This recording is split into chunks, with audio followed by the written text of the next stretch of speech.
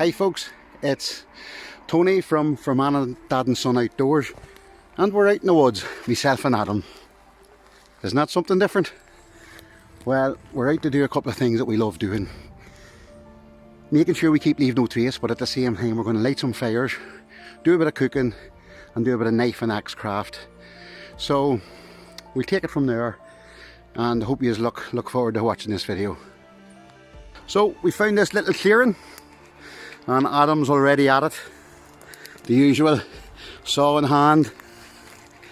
And what are you making, Adam? Trying to get the fire going. Right, so he's getting the wood collected, get the fire going, and then we'll do a wee video on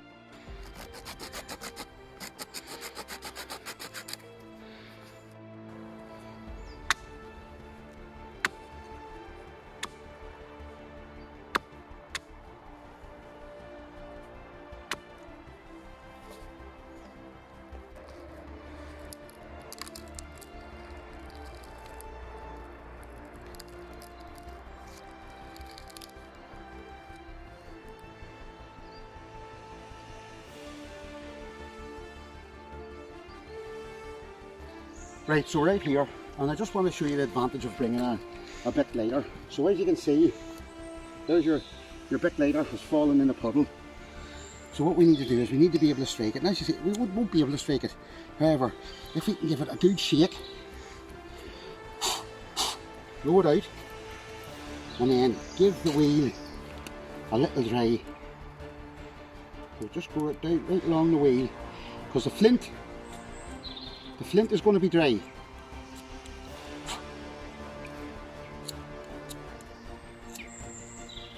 There you go. So even though the lighter was submerged for 5 minutes in the water, it still works as long as you dry it out. So a wee bit lighter, as good as any. Keep it in your possibles pouch. So I made a video on these before. They're called Spruce candles. So I'm just going to light it here and then I'm going to push it into the wee nest of birch bark.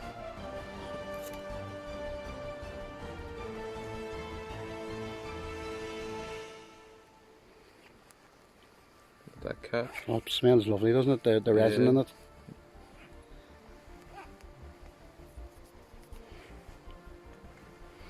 Going to push it into the birch bark now.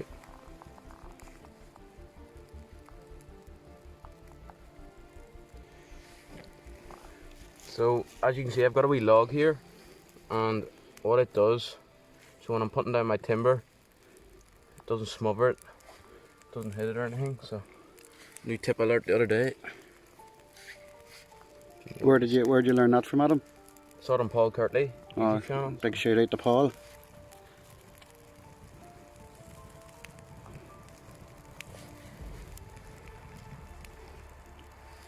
So Adam has a fire on, so I'm just can't wait for a nice cup of coffee now. We've been out for a few hours, so Adam, hurry up and get that coffee on. And I hope you brought a couple of chalky bickies with you. Oh, yeah. So at last the hot water's on for the coffee.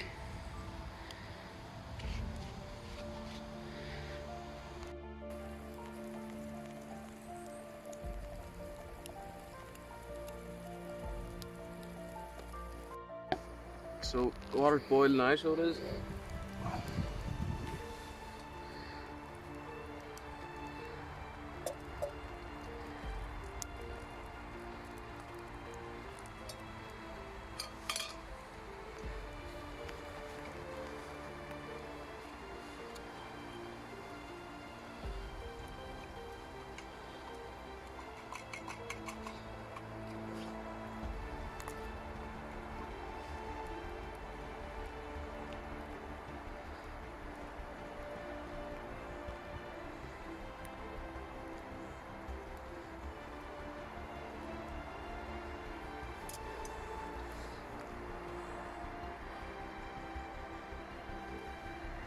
Lovely.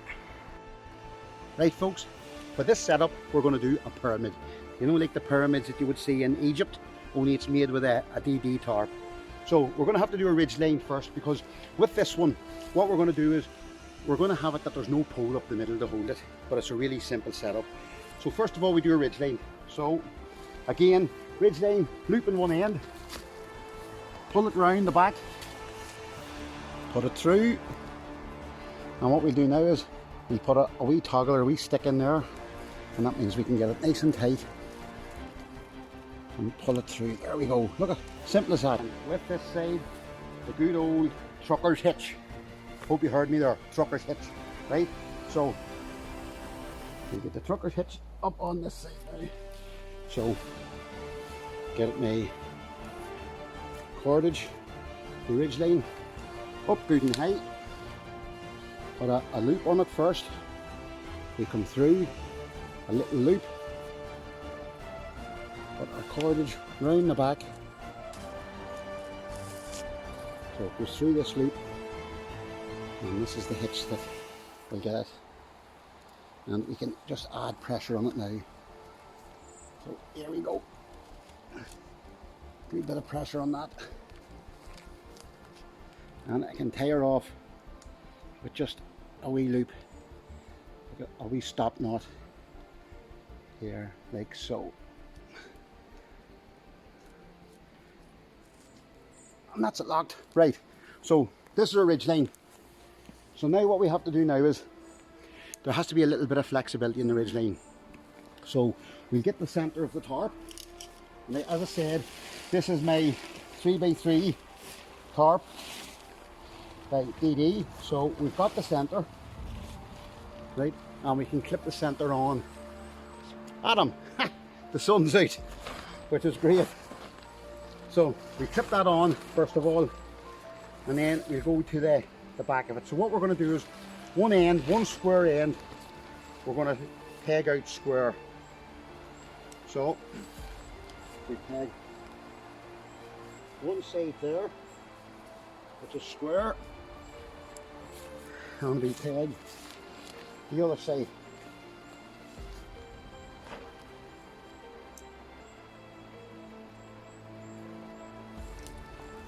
Which is square. Now, what we need to do now is we grab our two ends, our two square ends from the other side. So that would be a square. We grab our two ends and we bring them together, just like that. And what we can do now is we can make our pyramid.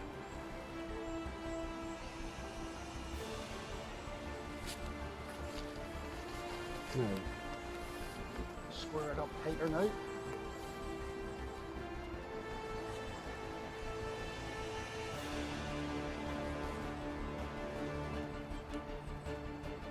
And that's it.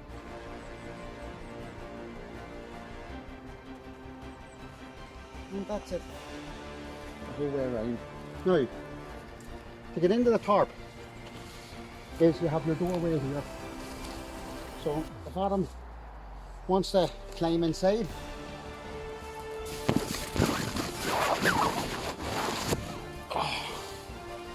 there we go. Quite a lot of room in here as well. It's handy when you see it, so it gives you the full round protection. Ideal in a storm situation. And you get two of us in there, Adam, no problem? Yeah, no problem. You just get your peg and peg down your door, and that seals your door in. Right, do you want to take the camera now? Yeah. You see Adam how he comes out of the tarp now. So he's like a mouse coming out of a hole. And so there you go. Put it down. Could be a wee bit tighter on that side, but there's actually a rock that I wasn't able to get it in. But there we go. It is your pyramid 3x3. Right.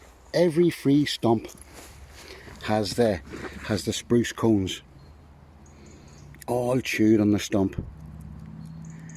And when you see that they're all frayed like this here at the bottom and chewed, well, that's a prime example there of squirrels.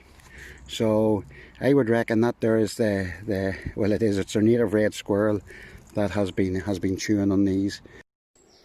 So just here in my journal, what I've done is I went and collected the different cones and then drew them in. But if we look at the first cone here, which we have, which is a squirrel cone. So this cone itself has been is from a Sitka spruce, and as you can see, it's all frayed the whole way down.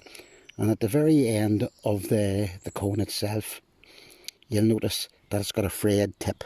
If you can get a wee bit closer there, yeah, you can just see the frayed tip on it. And what happens is, depending on what way the squirrel gnaws them off, now the squirrel would normally hold it upside down like this and start chewing from the top down. But you'll notice it's the frayed tip of it, and that's what a squirrel. Now a squirrel will do that both to this tree with the Sitka spruce, but also the Norway spruce and the Douglas fir as well. Now if we look at the mouse one, now you can absolutely see the difference straight away, right? With the mouse one, it has stripped it. The base is rounded. There's no point on it. But what you can do is when you look closely at it, you can see that the scales themselves, nearly a smooth surface where the mouse has gnawed each and every one of them all together the whole way up. And it just strips them completely. Another point to note as well is what you'll always do is whenever you're in the forest, you'll always find the likes of the squirrel cones will always be out in the open, either be it up on top of a tree stump, or it would also just be out in the open in the grass. Whereas for the mouse cone, they're always going to be in an area that that's sheltered. It's like a sheltered feeding space, so that they're away from predators. So the one that we actually found here was actually found just underneath a stump, just in the way of a stump, whereas the squirrel one was found on top of a stump.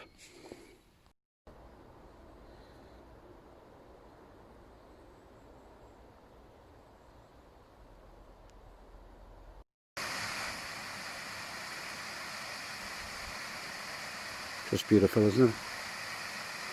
I think you can just make out Adam up there. He's looking for a wee bit of punk wood. So I've just taken a wee dander down here.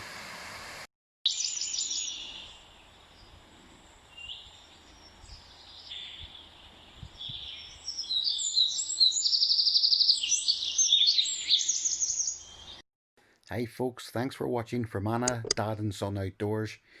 If you like the videos, make sure you hit the subscribe button below and take a look at our other videos that we've produced.